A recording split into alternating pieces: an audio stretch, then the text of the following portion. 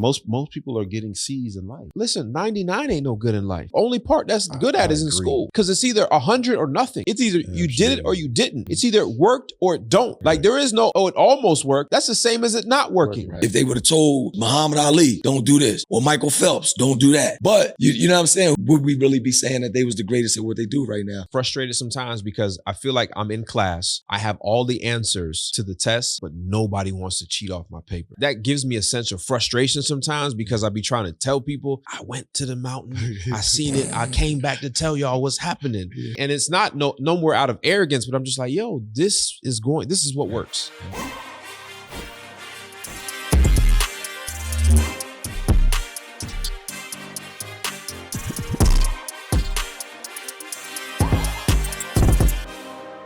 So check this out.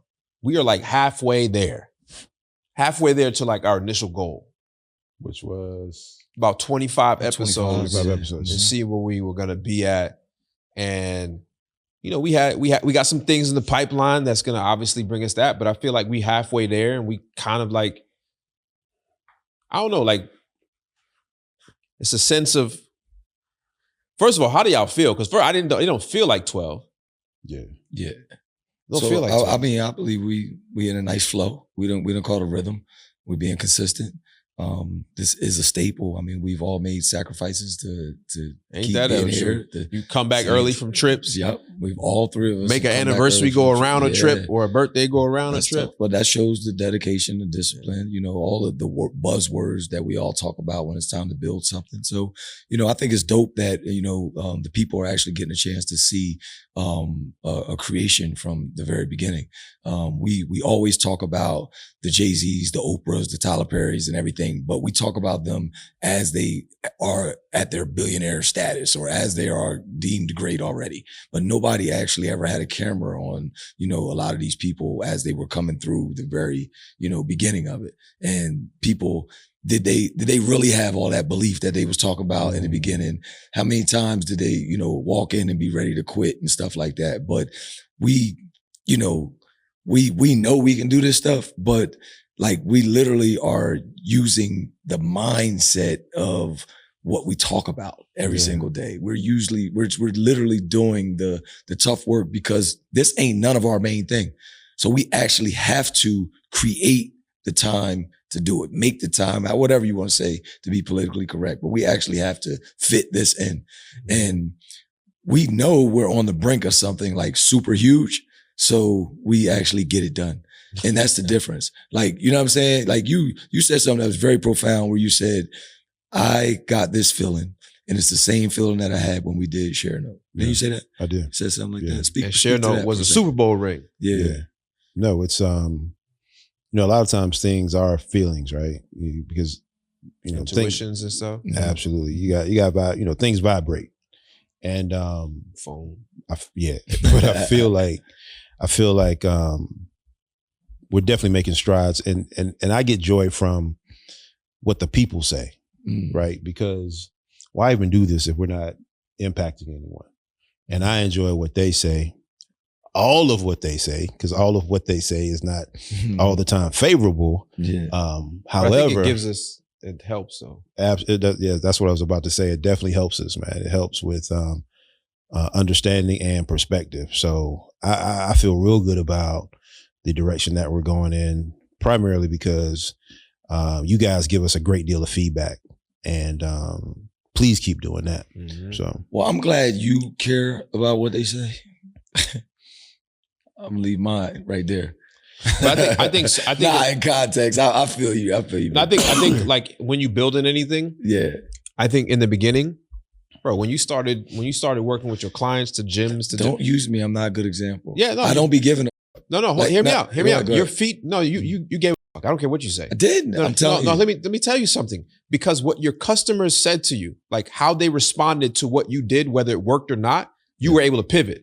That's why you always talk about. That's why you always talk about meeting people where they are. Nah, I know. So if you can't meet nobody where they at if you don't have feedback of where they at. Here's what I'm telling you: that I just I've evolved into this this person that could actually care about some of the feedback and stuff like that. But in the beginning, I did exactly what I felt was right because I believed in what I was doing was what I had to break a conditioned stereotype or some type of perspective that people had with what training was actually like. But hold on a second. I think let me separate. I lost some people. I got you. But let me separate the idea of caring and listening. Right. Yeah. I don't care what you think, but I am going to listen to it because I need it just for the sub feedback of what I got going on. You're more mature in business than I am. No. And then I was then too. Bro, when you was in the streets, you had to listen to your customers. Yes. Listen. No. Because you had to get certain feedback to be like, yo, all right, this was good. Right. Now. So here's what I'm trying to tell you. Yeah. When I knew it was what it was. You good. Because of my, you know what I mean? And even if they wanted the old batch still, I knew that this was what it was. You know what I'm saying? Because I had a process with the way that I cooked it, the way it went down, the way we tested it, all that type of stuff. Now, once I put this out there, like a couple people might not think it's what it is, but we know, you know what I mean, from majority of what's going on that it is what it is. Which is still feedback. Maybe I didn't articulate what I said correctly. And I'm not sure how you got to me caring because it's not really about me caring. No. It's more about the data. I get that. That's dope. And so the devil always going to be in the details. Because I always try to meet people or now try to meet people where they at. So I try to understand, like, if I think about this like as a classroom. If I'm teaching 30 people in a classroom and 5 students don't get it, I need to understand why those 5 students didn't get it. And it may be something that I said. So the same thing that's here. So if I'm teaching somebody right now or talking to somebody right now, and I got a lot of clients, I got people on personal development, personal growth, all that different type of stuff. Transformation is what I do, right?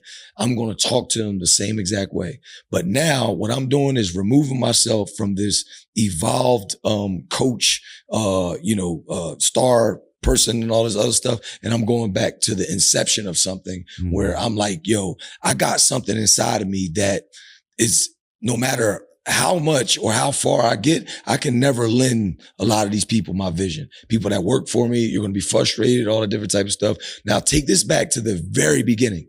And you actually don't have the tolerance right now to even meet some of these people where they're at to let them stay for a month. Right?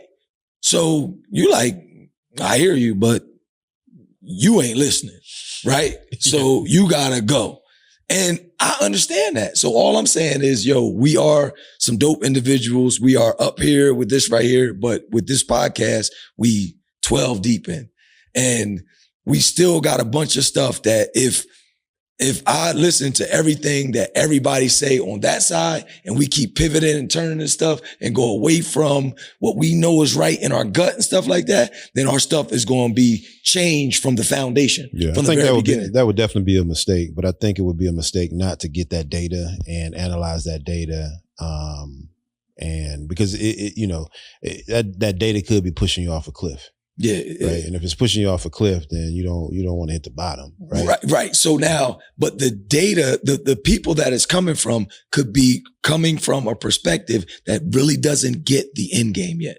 Right. And we might have to be around long enough to change the perspective. Yeah. We're still not going to change our perspective. No, that's not going to change. That's what I'm saying. That's why I'm saying that sometimes in the inception, that data, if you're really strong on your vision, it's irrelevant. Right.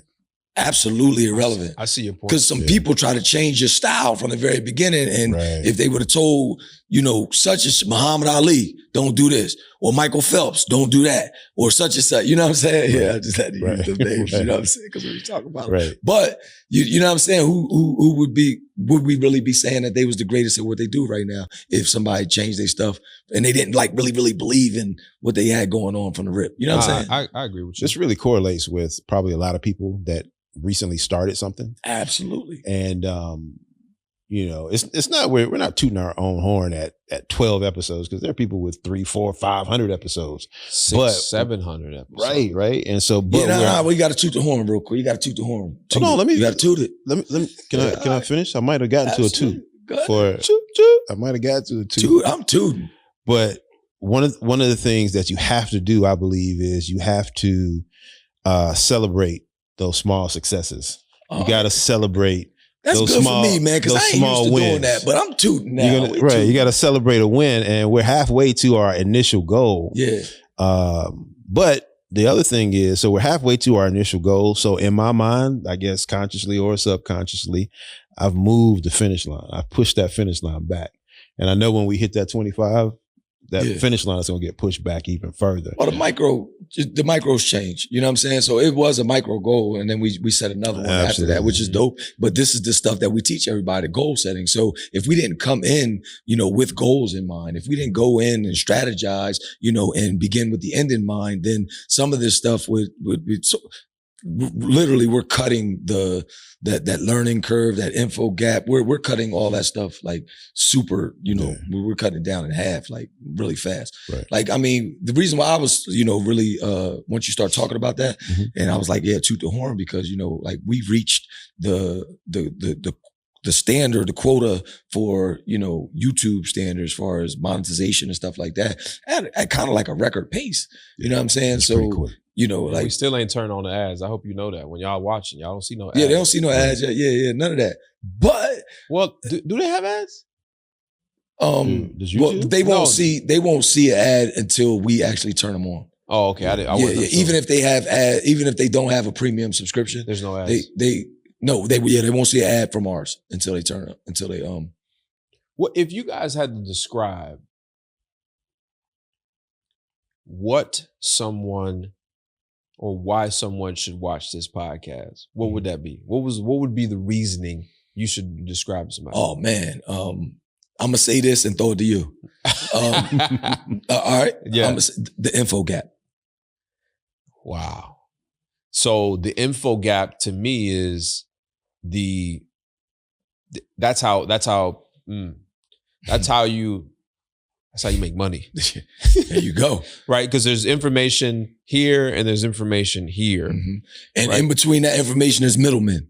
It's middlemen. They all eat. They all eat. So for example, I shortened the info gap for something on Rod the other day on just something real quick that maybe saved him 50, 60, probably $100,000 and potentially can make a whole bunch of hours and a whole bunch of time, which who knows what that's valued at, right? Time, energy, money, something real simple, resources. Just the info gap. And I think the main reason, if I had to say, was that you have 3 people that's successful in their own right that are giving you the history of their playbooks, the current situation of their playbooks, and the future situation of their playbooks, essentially giving you the game to where you don't have to go run all the plays in order to get to the touchdown. Mm-hmm. We're going to tell you what the offense is going to run so you can set up the proper defense. Mm-hmm. We're going to tell you what the proper offense to run because we know what defense they're going to run. Mm-hmm.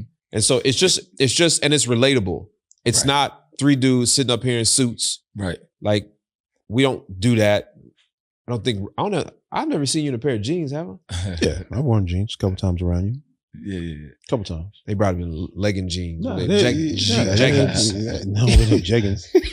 So jeans is dressing up. But my point is we are very like down to earth, normal ass people. You might catch me in Food Lion grocery store one day buying some stuff. But we shorten that gap. Absolutely. And absolutely. What's your perspective? What do you tell somebody? Because a lot of people come up to you because you be outside a lot more than I be outside. Yeah. Well, or can I say one and throw it to you? Me? Yeah. Can I say one and throw it to you? Yeah. So is playing off of that one right there. So experience is the best teacher, right? So we actually teach the game through real life experiences. So now you getting somebody who's actually built things, owning an infrastructure and then exiting a couple times. And a lot of us never had a chance to, 1, even know what that is, 2, to know what it looks like. Yeah. And you actually give us a chance to understand that playbook from a relatable perspective, a relatable face, a relatable journey. Yeah. Right? Absolutely. Yeah. I didn't wear a tie until I saw somebody wearing a tie. And then I had to learn how to tie the tie. Then I had to learn how to match the tie. But what you have watching the Endgame podcast is a straighter line to the success that you're seeking. Mm-hmm. You know, most of the time it's just a jagged line to get to where you're trying to get to. Very jagged. But you have I'm not saying that it's a direct line, you know, or a straight line, but it's straighter. Because you're going to pick up nuggets, you're going to pick up things.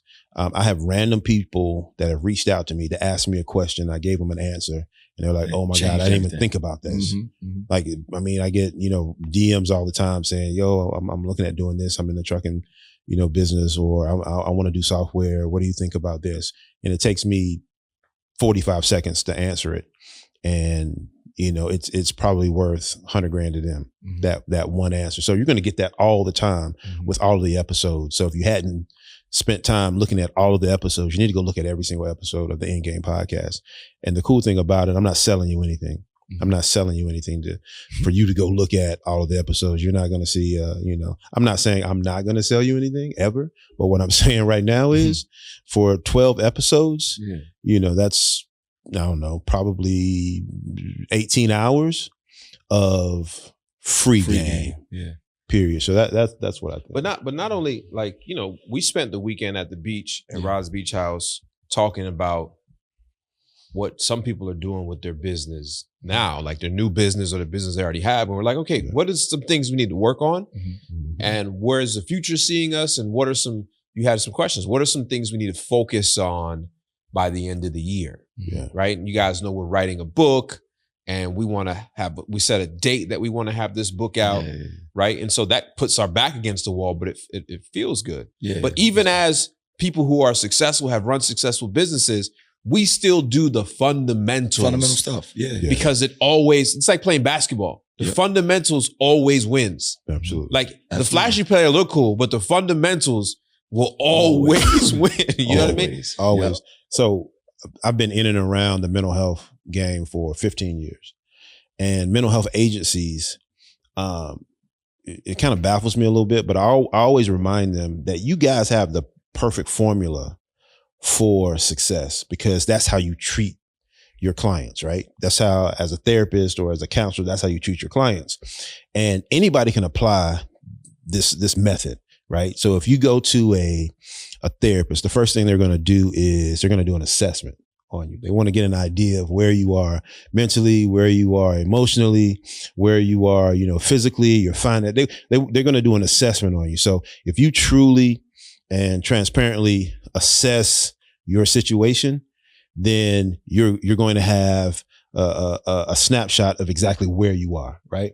Then they say to you, so, you know, based on this, we're going to give you a diagnosis. We're going to say, okay, I believe all of this stuff means that here are your particular problems, your presenting problems.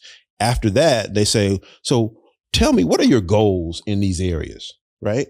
So they identify specific goals. Then they come up with a treatment plan.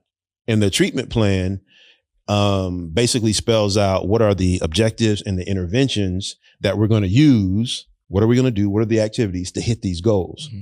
And then they begin treatment and they move towards those goals. Once they hit a goal, they replace that goal with another goal, and so on. So that's a blueprint for anybody to apply to their business or their life, for that matter. Yeah, I actually got all that stuff in one of my workbooks. So you're a therapist. You're a therapist. I've been telling y'all that, but y'all like, you need to go see one anyway. And I'm like, man. I think therapists have therapists. Don't they? Yeah, absolutely. They have to. Coaches got coaches. I can dig it. Yeah, you know what I mean? But, you know, I'm just some other type of time. My greatness is a little different, you know what I mean? Right. So, honest self-reflection. I call that, you know, that self-assessment that you're talking about. You know, transformation starts with honest self-reflection. Right. So if you want to transform, change anything, you actually got to do some honest self-reflection. That will lead you to self-awareness. You know what I'm saying? And once you get to self-awareness, then I get to something called self-concept. And that's when you can actually really, really create the ideal self based off of you knowing what your self-esteem is and your self-image is. Gotcha. So you get your self-image, your self-esteem, then you get your ideal self. Then after that, sky's the limit. Because from that ideal self, I'm gonna create a superhero figure. And from there, I'm gonna be talking this, I'm great. and all this, got force fields around me and all that different type of stuff. But anyway, like I understand what you're saying, man. And I just appreciate y'all, man, because y'all keep me you keep me grounded in my fundamentals. Like I gotta keep using them because like I was gonna ask you, do you skip steps? Do you ever find yourself skipping steps? Yeah. So, everything is like really, really regimented and it's a process. Yeah, no, I do. I'm able to skip steps, but it's because I already have a foundation in something. You know what I'm saying? Like you can't really skip a step if you don't have that. Like I can't go to a windmill left hand if I ain't got the left hand layup. You know what I'm saying? Like I can't go from here up here, switch down here and know where to kiss it off the glass if I ain't did this 100 times already. You know what I mean? Right. But when I need to go from here to here, I can make that happen, but it ain't a mechanical move for me to get from there to there. I can just go straight. And I know when I get over here, if somebody jump, I'm going straight to this. You understand what I'm saying? Right. So it's the same type of reflex. You know what I mean? Yeah. Because I done did it a million times. Right. But the whole thing is when you got to show somebody else how to do it, is when you got to actually, you can't skip no steps and you got to know it like the back of your hand if you're going to teach it. You know what I'm saying? Gotcha. Yeah. I know that we all have our own things, businesses that we're currently running now, right? Yeah. We're in the fourth quarter, creeping towards the end of the year. And you know, the reason why we have a mastermind, we got to bring the whole gang back. Is for challenging each other and holding each other accountable towards those things and helping each other shortcut some of those things that we want to get into, right? Or doing. What are some things that you want to accomplish, whether by the end of the year? Whether it's get another location, like you and I are talking about another location when I finish building the shopping center. Right. But like, what are some things you trying to accomplish? Yeah. So initially, you know, I wanted to do another gym before January 1, but the quarter's been not this quarter. The third quarter was super slow, where I had to pivot on a couple things. So now I believe that goal is going to be for Q1 for me, to get another one, that Q1. And, you know, I always kind of go with the flow and, you know, I don't know when your thing is going to be done, but I was looking at a couple different areas and everything, but this is definitely one of the spots where I want to do it. Now we're going to do that one. Yeah. Yeah. Whenever that joint open. Yeah. Because I ain't gonna lie, I'm tired of going to Greensboro. Yeah, no doubt. That was one of the, but another reason is we got to do a Charlotte location too. Yeah. ASAP. That will go bonkers. Yeah, definitely. What about you? I know you got, some of the things are strategic, so you can't even say something. Yeah, I mean, I could talk about some of the things, man. So for Greenwood Logistics Solutions, which is basically a logistics company, there's a transportation part, and then there is what we're calling the picks and the shovels part. And so making sure that the transportation part is solid, making sure we have drivers that meet our standards, right? So I brought the team together probably about 3 weeks ago, and we sat down and we said, okay, you know, if you know, key parts of the business, you know, include like, you know, the drivers, your equipment, education within the industry. We said, okay, what does a ideal driver look like? And so we came up with a blueprint for an ideal driver. So we want to make sure, like we call it avatar. An avatar. Yeah, there you go. Thank you. And for that ideal driver. And we did the same thing for equipment and so on. So so if we look at everything right now, is everything ideal? And the answer is no. So we want to move as quickly as possible to ideal. That's with the existing, you know, drivers that we have, existing equipment, or going out and getting more drivers, more equipment. So that's one thing. And that will solidify our ability to go create picks and shovels for the rest of the industry. And that's supporting back office stuff, helping folks with the business, because a lot of owner operators, they don't understand the business of transportation. And so we want to help them understand the business. That might be a technology play involved. And then just some other picks and shovels that we're going to, you know, be able to kick off in first quarter, January 1. Picks and shovels are very important in the industry. It is how I became a multimillionaire. you guys know I got my start in real estate, and in real estate, I was bumping up a bunch of problems and trying to simplify a lot of processes, right? Yeah. Kind of some of the things I was showing you the other day, right? Yep. And so that process can be difficult, but I know how to make it. I made it easier for myself. And so what happens is in the San Francisco or the 1800 gold rush. Yeah. I think you just said this, but in the 1800 gold rush, people were rushing to go be miners and go fish for gold. Mm-hmm. But the people that opened up stores along the routes that showed picks and shovels and everything else you need, that's why they call it picks and shovels, to be able to be a gold miner is what happened. So I started solving problems in my own business, and I started creating products off of that, data products and so on and so forth, to make the job of a miner easier, like a gold miner easier. And so I made a lot of money with that. I still make a lot of money with that. For me personally, I am opening up a restaurant again. Dope. It was one of my 12 failed businesses. In the past, it was 2 of the 12. So why would you go back to that well? You failed. I'm smarter now. It was a fail, but you're going back to that same well that was one of the 12 or 12. 2 of the 12. 2 of the 12. Yeah. Okay. So it happened twice. You weren't successful. I hate using the word fail because I think fail is temporary. No, I think we should normalize the word failure. We failed. I failed. Yeah. No, you know why you didn't fail? Because you're not quitting. No, we're going to change the definition of it. Okay. All right. Because you're not quitting. A failed, I believe, is temporary. Failure is when I say I'm not doing this ever again. You give up. And you haven't given up. Yeah. So I'm going to go back to this pot. And what kind of inspired me was having Adrian on here and him and his restaurants and the processes. And now we've all have been through so much. We learned so much things. And when you get to a certain point, sometimes you want to go back and test those theories. So I was listening to something the other day, and I'm more of a visionary than I am a business, an entrepreneur. Because a visionary is willing to do bad business in order to see the vision.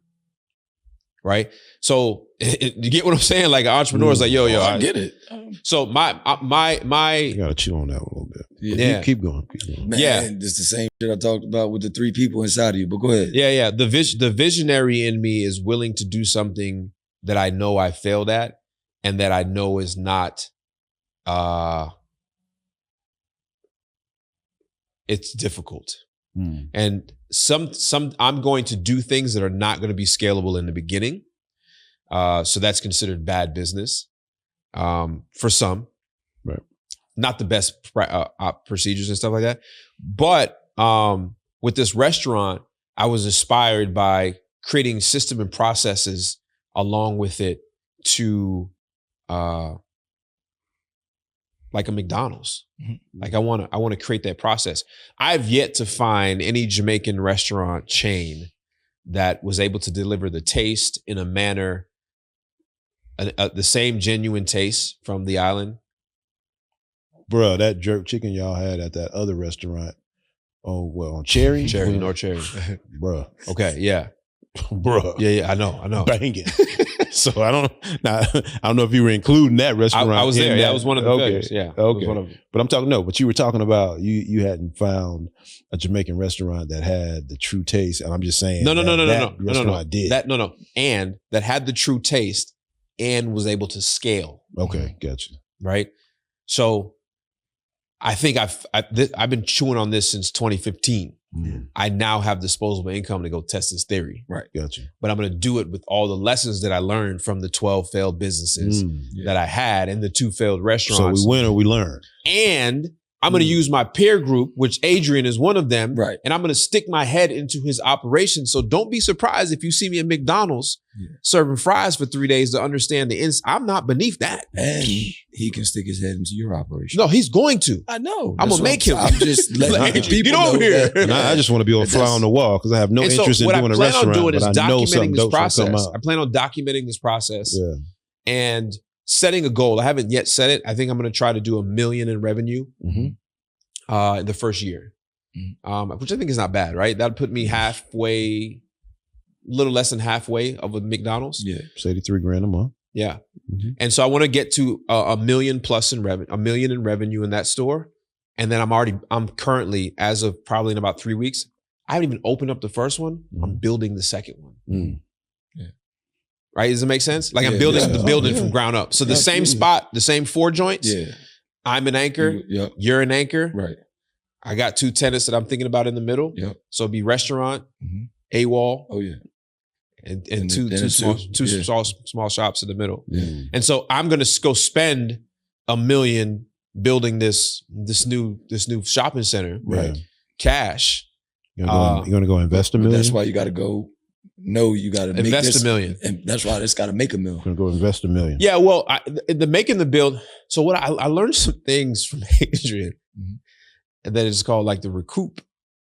What's how fast do you recoup the money from these restaurants? Right. And that time process is what makes you valuable in the process to grow and to grow. So if the recoup process is 2 years in a restaurant from the time, like recoup means you spent this and you're able to get that back in 2 years, then I'll be able to scale. I'll be able to go to anybody at that point. Right, give me $1 million. I need to open up 2 more. Yeah, just look what I did with this one. Yeah. Correct. And so I got a question for you. Yeah. And it's not a brand new question, but I just want to go deeper into it. You said I'm getting ready to invest in this new shopping center. Cash. When everyone says in business that leverage is wealth, right? Using somebody else's money to do the exact same thing, to get your recoupment rate, where you need it to be, to get the $1 million in revenue. But why do you hold so fast to, I want to use my money. I want to do this with cash instead of leverage, instead of debt. I like to sleep at night. And I've been blessed. I think because I started with that. I think the main reason why a lot of people use institutional money is because they set it up that way from the beginning. There's nothing wrong with that. I think it's actually probably the more proper way to do it, feasible way to do things. I started out not ever wanting to have to go to the banks to borrow money, but know that they are knocking on my door every other week to lend me money. Yeah. And so I like the idea to go build a building, own it free and clear. And if it cash flows, $12,000 a month, then that's what I'm saying is if I can put the money into the bank, into this building and return 12% on my own thing, then I don't need the outside money to go do these things. Right. Now, conventional people would say, well, you can build 3 of those. Right. I don't want to build 3 of those. Yeah. Because if I build this one right, then my recoupment on this is pretty fast. Right. Just go to the next one. Right. Plus, Snowball. I've started with the mentality that I need to create multiple streams of verticals, or the verticals inside my business, so that I make millions of dollars, so that I can deploy these same millions of dollars back in the thing. I don't have a problem going down to like $300,000-$400,000 in my account. That don't bother me no more. Exactly. I will bet the bank on my ideas. Right. Because I don't you care bet the bank about on yourself. That's what you're saying. Yeah, right? I will always bet the bank on 100%. Yeah. I have no problem doing that. Yeah. And so I've done it multiple times over the last 7 years. You go from like 3-4 million in the bank, 250,000. Right.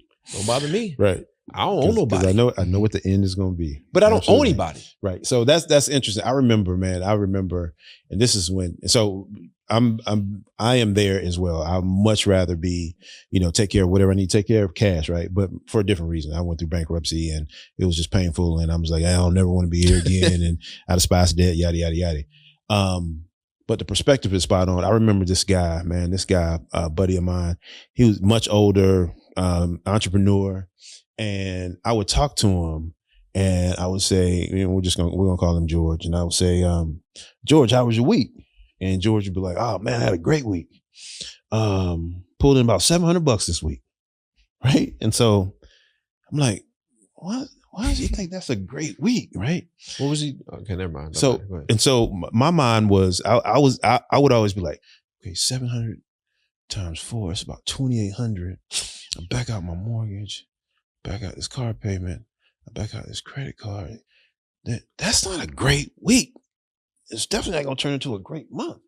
But George was debt free. So the 700 went straight to the bottom line, right? Mm-hmm. He didn't have to mentally back out anything or physically back out anything because it went straight to the bottom line. So that whole perspective for him was totally different. And he helped me like, oh, wow, that helped a whole lot.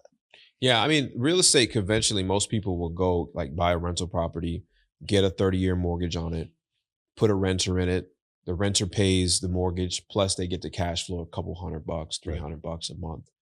And so the person, I get the idea. The person pays off your mortgage for 30 years and you put $200, $300 away each month and it's great. I don't like that. I feel like I'm working for the bank at that point. Right. I'm paying, if I buy a $150,000 house, depending on my interest rate, more than likely, I'm going to spend $300,000 on that asset, right? Over 30 years. Yep. I would rather not do that. Right. So $1 million building probably will cost me about $2 million at the end of the thing. I'd rather not do that. Mm-hmm. I'd rather spend $1 million, be patient, go grind my face off, get another million, go do it again. Or I'd rather say, hey, Rod, I'm about to go do another building, my third one.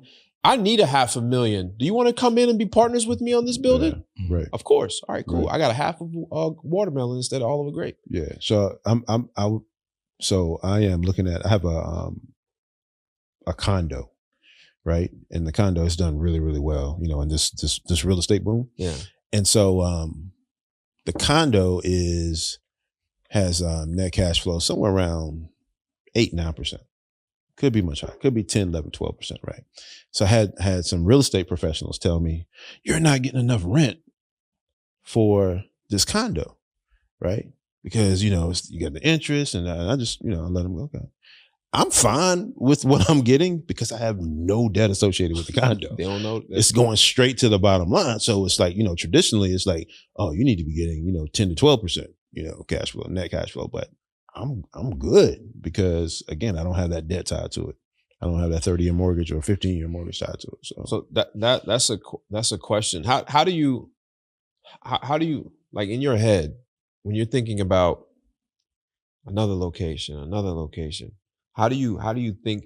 And I see you in the gym doing certain things that I know why you do them, but an important part of what you do is being able to, for me, at this moment, the most important part of what you do is at the end of our workout. Secret sauce. So you're looking at opening up a couple different places. I think I know what you'd be doing, but how do you plan on opening these places and having some type of presence? Because you kind of are the prize. Yeah. So y'all talked about picks and shovels and you talked about systems and processes and things like that. So, you know, I've tried to, you know, narrow these things down to the smallest thing. And my pick and shovel is the content that I'm going to wind up outsourcing or licensing and, you know, letting these other coaches and trainers get. Because as a thought leader, one of the things that I do is actually create the narrative that this body transformation stuff doesn't work without the mindset stuff. Right. So when the rest of the industry catches on, then they'll need my picks and my shovels. Right. And that's why I talked to you about some of, you know, the companies that we want to go after to license this content to, and they're not even traditional, you know, exercise stuff. Like we're going to take these picks and shovels. We're going to send them to everybody that needs, you know, mindset stuff. Right. So, you know, we're testing a few things right now. And, you know, you're part of that beta group where they're getting that stuff on a daily basis. So once we, get that to its easiest form for someone to, teach, you know, or, you know, spill off, where it's kind of just, a no-brainer, I guess, when whoever says it, where it's like, aha, you know, that light can go off, then I think we've nailed it down. And then I can detach, my face can actually detach from the rest of the locations as opposed to the first couple. You know what I'm saying? But I see you in there training other trainers. Yeah. So I'm trying to, I'm trying to prove the theory with those guys, and giving them so since Adrian was here,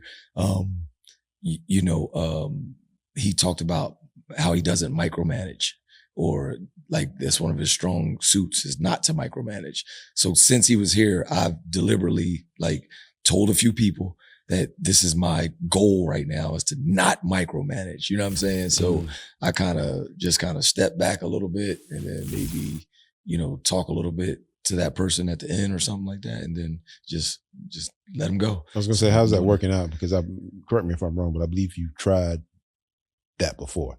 Tried not to micromanage, right? before. And now I'm doing it, but from like a totally different approach. It's not going that good with the on demand, with shooting the videos for the on demand and stuff like that, because I'm not setting that schedule for everybody. I'm leaving that up to the actual producer and making them, get their schedule together and all that different type of stuff. And we've had a little conflict, but I'm being a stoic right now. Yeah, I'm being a stoic, dog. But it's working. So far as like the way I do, approach stuff with the Endgame philosophy. Yeah. Y'all see me rocking the Lululemon stuff. You see me, like, I always kind of representing because I'm an ambassador, but it's not the kind of approach that a regular influencer would actually take. I literally was strategic about becoming a Lululemon ambassador, or trying to become a Lululemon ambassador, because of me wanting to get my picks and shovels to the mirror. So Lululemon bought the mirror for $500 million. For people who don't know what the mirror is, what's the mirror? So the mirror is like this this gadget that looks like a mirror. It's a virtual trainer that you put on your wall, and there's people who train on there like Peloton, but they're not riding a bike. They're actually doing training sessions, high intensity interval training. And there's different versions of this, but the one that the brand that I'm talking about is called the Mirror. So you put this up in your house, and then, you pick a program, and then you work out, virtually with, the trainer or group of trainers or people and stuff like that. Well, that thing needs content, and it doesn't have the kind of evolved content in which we're building our dope brand on, right now. So what we want to do is try to get some of that over there. So I intentionally so the reason why Lululemon bought the Mirror is because they sell these high priced, designer type of workout clothes. What they don't have in my size, but anyway. Well, they got a couple 2X. So I got to get down to that. Yeah, I get you another 20 pounds. You'll be 2X. I got you covered. I wear 2X now. 20. You do? So I got you. We got the size. So remember, we talked about why the influencers were so important, because they have their own,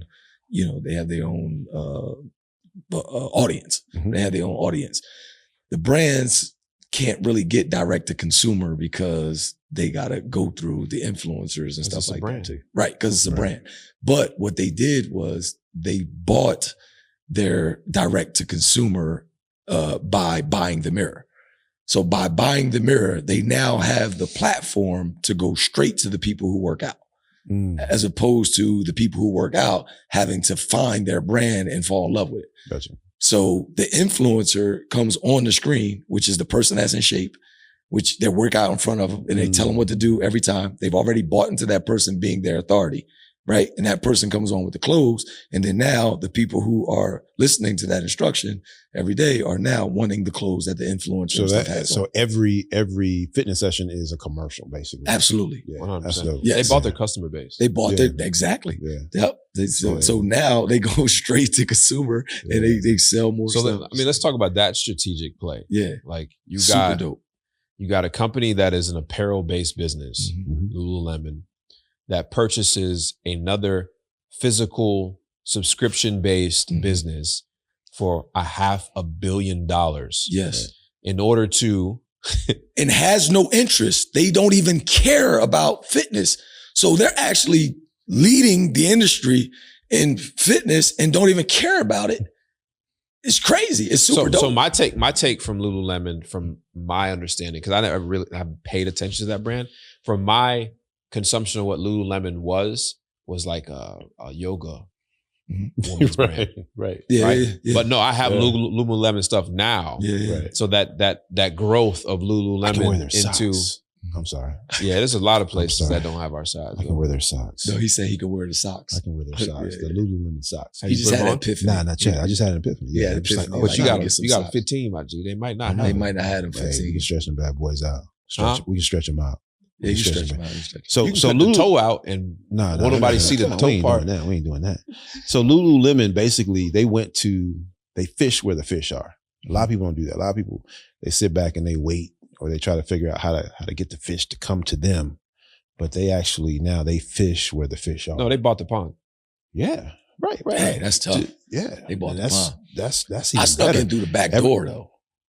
So I'm building so the people that I need to build value with, they're gonna walk me into the room to the people that we need to do the content. So Yeah. the story, we use the whole thing to actually make the play. Yeah. You know what I'm saying? I want people to make sure they get that part though, because a lot of people, when you ask them, so how do you market your product, your service, your business, and they talk about traditional ways to market their product and service versus figuring out I shake my head. every where time. are the fish, Mhm. right? Mhm. And if I can go by the pond, I'm gonna go by the pond. But if not, I'm going to that pond. I'm not gonna wait for those fish to jump out of the pond and walk to where I am, and in order to for me to get that business. So I hope people get that part. And, Yeah. and in your business right now, you should be thinking about, okay, where are my customers?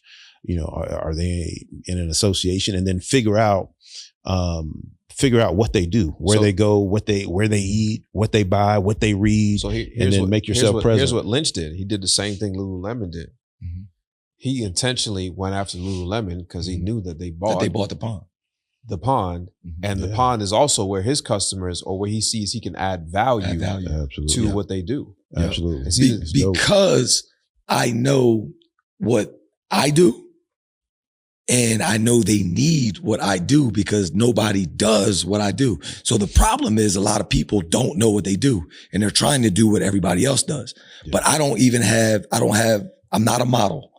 So my body doesn't look like the other trainers. So I'm not going to go in there and tell them that I'm the best trainer, even though I am, right? Mhm. But I don't look the part to be on the mirror as the best trainer, right? But the trainers don't know what I know. And they're only going off of the script, Mm, right? right. So I bypassed the trainer because I never was a trainer. So I'm a dope program designer, which is content, right? But a lot of people don't make content every day. But I make it a practice to create content every day. And That's one form of content. You are the content though. Right. You're the content at the end of the day. Right. So you don't have to make it. But You I wake do, up, but your I content is do created. have a comprehensive way of actually teaching how I make the content, Yeah. which I've now, I've taught Marlo, Mike, Alex. I taught all those guys now how to make that. So now I do with you guys, since I have the resources, that I pay each one of them to make the content for 30 days. They make the workouts for 30 days. And then I show them how we can actually, outsource this to other people and stuff like that. And so if they get this practice, then they can wind up leveraging that, repurposing that same content, and then, getting another source of income. I have a question. Just kind of changing gears just a little bit. Yeah, no doubt. So you said Mike, you said Marlo, and you said Alex, Yeah. right? And Max, I've met several of your team members, right? And so you know your team members, you know them intimately. You know your team members, you know intimately, as well as I. So it starts to feel more like a family, right? Yeah. How do you keep family members that aren't family members, but they're in your business, accountable? How do you keep them accountable? And then how do you feel good about keeping them accountable? Or do you not have to feel good about keeping them accountable? I think the number one way to keep them accountable is to have the SOPs, to have the systems in place. And, you can't argue with the systems. They can act like they're mad at me, but they're actually only mad that the system caught them.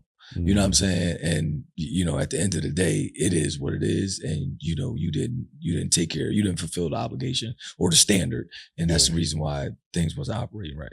You know what I mean? So you let the system handle it, Let really. the system. Yeah. So let the system, let the SOPs fire them if they get fired. Yeah. Right? Gotcha. Or reprimand them. Yeah, I've never fired anybody ever. Right. I've had to tell them that they're fired. Right. But they fired themselves. They fired themselves. Gotcha. But I think I got to go with Lynch on this one because it's simply creating those processes and those systems that hold them things accountable. I'm not the best at it because I tend to want everybody to have the same passion I have with something, and if they don't, I get upset. Don't you wish you had a passion meter? Like I wish, yes. You can just like put it on somebody's wrist or something, thing like a pulse oximeter. It's difficult, man. Sometimes it's a very big frustration growing an organization with people. When you were talking about something today at the gym after we got our butts kicked working out for 20 minutes. Burpees, man. Yeah, them burpees would kill me. Took my soul, bro. At the gym today, you were talking about letting people go in order to grow, right? And what I could, me being a pilot, I always I go back to these things that I'm common with and I understand. It's like, in order to grow, look at your success as a journey, and the journey is inside of a hot air balloon. Mm-hmm.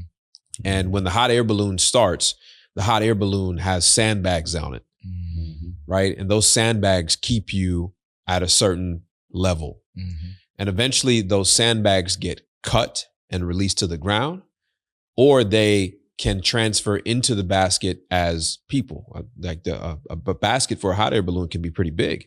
Mm-hmm. And so, but the only way you can get in the basket and not be looked at as weight, as the sandbag is if you produce the heat. Mm-hmm.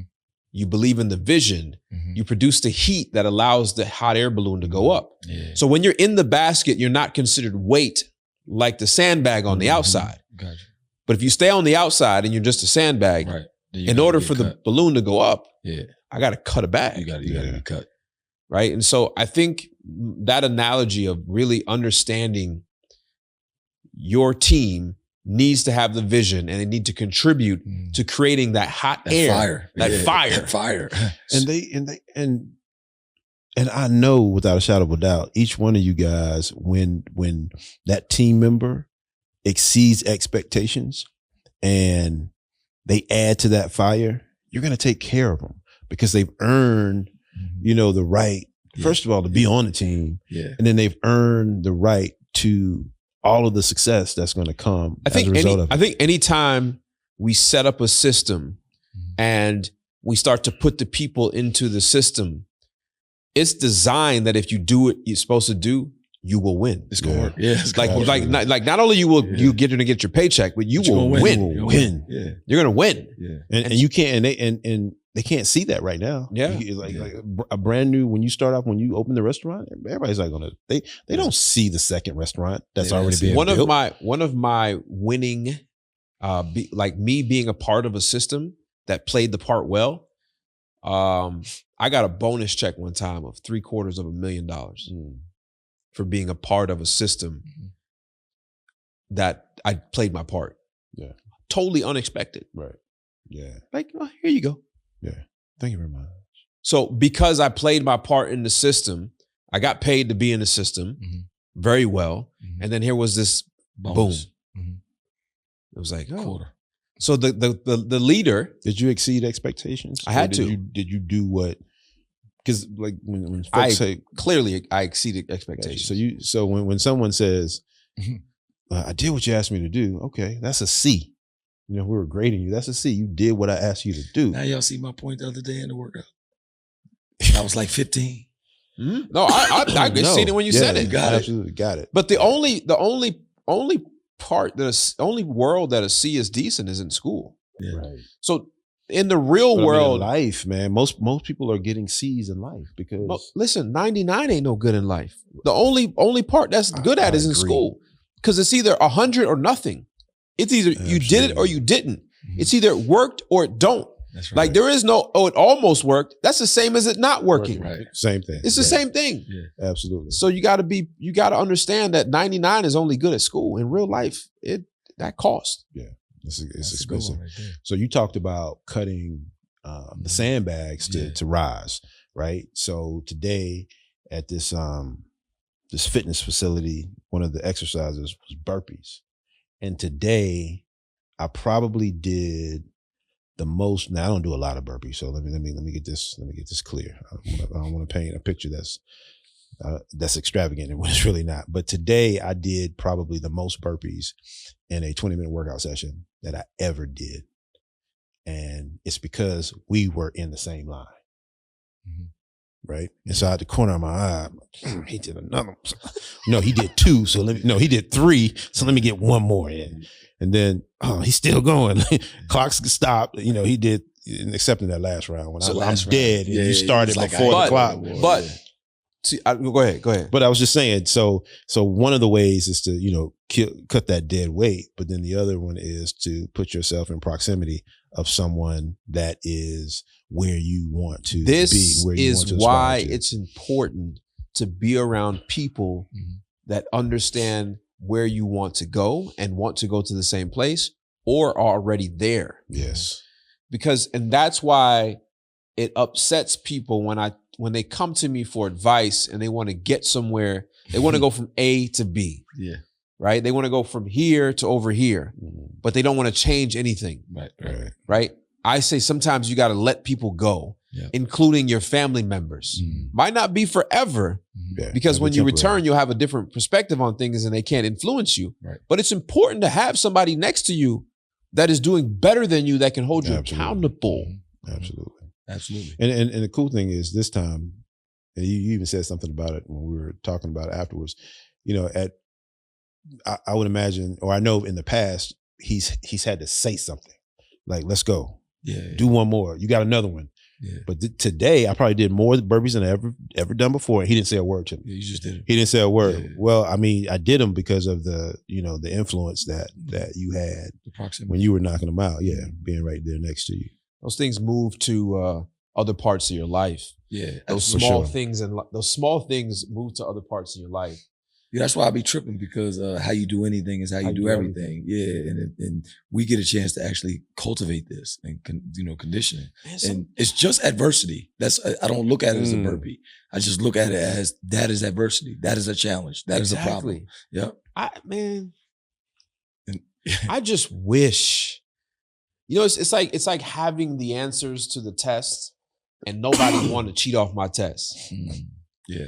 Like it, and that's how sometimes I feel when I'm talking to people. I say that again. Listen, I sometimes I get frustrated sometimes because I feel like I'm in class. I have all the answers to the test, but nobody wants to cheat off my paper. And so that gives me a sense of frustration sometimes, because I be trying to tell people, like, I went to the mountain, I seen it, I came back to tell y'all what's happening. Like, and it's not no more out of arrogance, but I'm just like, yo, this is what works. Yep. This is what works, man. And I know that because when you showed me the hack for finding land, he said, this is all I did. Yeah. It was like, this isn't rocket science. Exactly. This ain't no genius. This is all I did. Yeah. And it was like, okay, let me sit here and cheat. Okay, I got that. Then I went and dug in some more. And I'm like, okay. I said, when you go home, think of it like an Excel sheet. Yeah. And just do the math equation and boom, there it goes. So, man. And you went way deep, didn't you? I did. Yeah, I did. It was kind of crazy. So cheat off the paper, man. Cheat off the end game. That's the end game. That's the end game is cheat off our paper. We're taking the test. We already stole the teacher's note answers. Yeah. We went there. We had, matter of fact, the end game is 3 individuals who had to repeat a class. Yes. And we still got the answers from last year. And you don't have to sneak. You don't have to sneak and cheat off the paper. We're like, here. Nobody's sitting like this, writing, right? Just cheat off get the the paper. information. That's it, man. Hey, where can they get the information at? Everywhere, man. We've actually, one of our things that we were planning on doing is back at our website, the endgamepodcast.com, we're going to update the blog for every episode. So if there's any actionable items inside of this actual episode, which we plan to have every single time, is that we're going to write about it and then give you the actual either book recommendation or worksheet out of out of the stuff that you have or whatever it is so that you can better yourself. Because this whole podcast, it ain't no hype. It's no gossip. It's about giving you the answers to the test. The end game is here to giving you the answers to the test, fellowship, have a little fun. But the mainly thing is to make sure we pass this test. Absolutely. Man. So you do what you got to do, man. Listen, you know what it is. Go like, subscribe, all that stuff, man. I don't even want to say it. Participate. We changed the word. Support. Participate? This morning. Yeah. Yeah. We said, because you know how Lynch feels about that lovely word support. We changed the word to participate. So we want you to participate. The way you can participate in the Endgame podcast is to pay attention. Pay attention, cheat off our paper, go make something happen, execute, and then tell somebody else about it. Yeah. And tell us about it. And tell us about it. That's how you can participate. Tell Apple about it too. And Spotify. Spotify. And all that. Yeah. Tell YouTube about it. YouTube, tell them about it. Yo, my name is Rod Brown, man. That's the Endgame. Yo, I'm Coach Lynch Hunt. And I'm Max Maxwell. And we are the Endgame. We out. Appreciate y'all. Peace.